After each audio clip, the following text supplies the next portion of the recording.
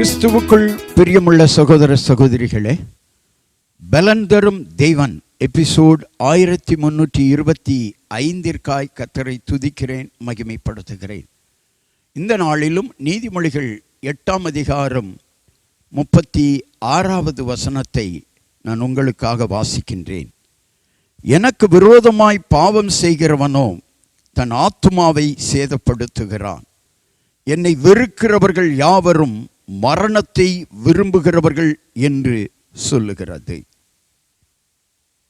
பாவம் ஒரு மனிதனுடைய ஆத்துமாவை சேதப்படுத்திவிடும்.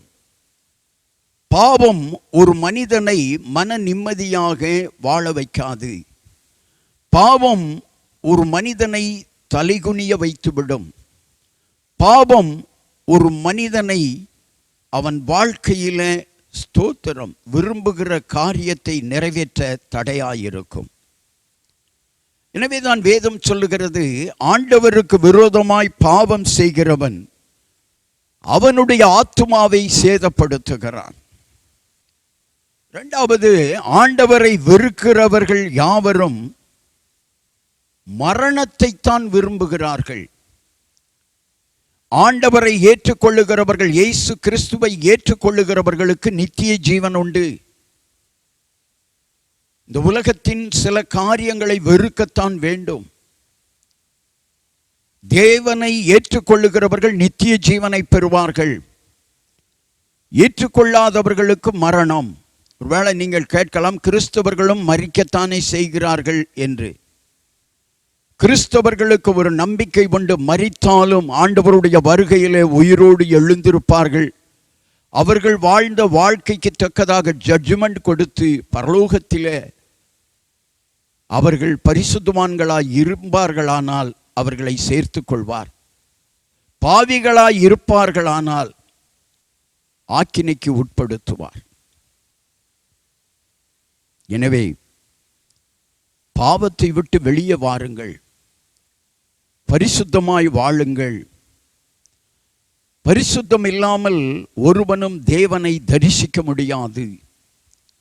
ஒருவேளை இயேசு கிறிஸ்துவை, கிறிஸ்துவத்தை வெறுக்கிறவர்களாய் நீங்கள் இருக்கலாம். அது உங்கள் இஷ்டம். ஏற்றுக்கொள்வதும் ஏற்றுக்கொள்ளாததும் உங்களுடைய இஷ்டம். நான் ஏற்கனவே சில நாட்களுக்கு முன்பு செய்தியிலே சொன்னதைப் போல, யாரும் கிறிஸ்தவத்தை திணிக்க முடியாது.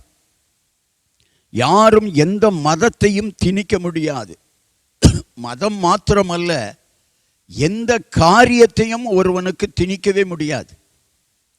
வேலையை கூட திணிக்க முடியாது.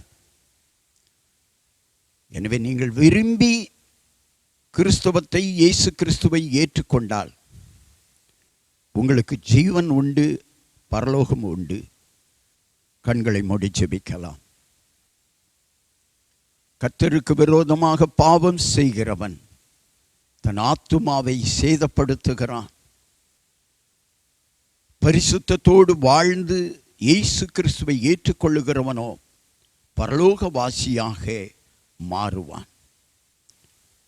உங்கள் வாழ்க்கையில் இந்த உலகத்தில் வாழுகிற காலங்கள் முடிந்து மரணம் சம்பவித்ததற்கு பின்னாடி ஆண்டவருடைய வருகை ஒரு நாள் இருக்கும்.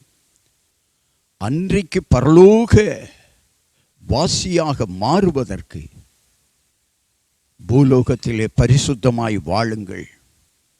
பரிசுத்தமாய் உங்கள் வாழ்க்கை இருப்பதாக.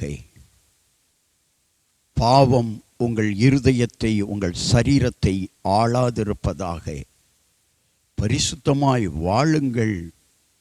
நீங்கள் பூலோகத்திலும் பரலோகத்திலும் பாக்கியவான்களாய் இருப்பீர்கள். ஆமேன், ஆமேன்.